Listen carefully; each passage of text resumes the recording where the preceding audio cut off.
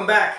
This is Sundance Brennan. I'm the Chief Sales Nerd and I love talking about sales. Today is the close of the day and it's a closing story. Now, a few days ago, if you're watching these in order, and I hope you are, we talked about the story of how you found your current employer and how powerful that was. And it's very powerful to come up with your own stories because they're authentic, they're true, and when you open up personally to a client, they appreciate that and they're more likely to reciprocate.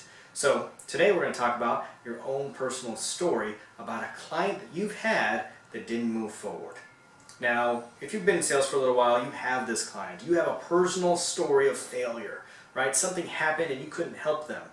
Or if you're brand new to the industry, talk to a veteran and find somebody that they had whose story you can take as your own and just say, listen, a patriot couldn't move forward because this, and he was working with another agent of my company, and it's going to be a sad story, whatever it is, right? Maybe it's not a veteran, maybe it's an elderly couple on a fixed income, or maybe it's a teacher or a single mom or something, right? We have those stories, the folks that really need our help that we couldn't help them. So here's how you do it. So number one, look through your failures. Figure out who is somebody that you've wanted to help that couldn't, that said no.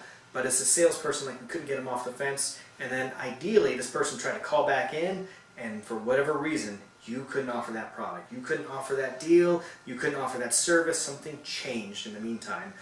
During the period of time where they could have said yes, they waited a week, or 2 weeks, or 2 months, or whatever it is, and you know what? The guidelines changed. The car got sold, the insurance policy underwriter left, their credit score dropped. Whatever it is, whatever product it was no longer available, right? Or it wasn't available at that same price. You had an amazing deal and now they had to spend twice as much money. The interest rates changed. They got to spend $10,000 more on their house.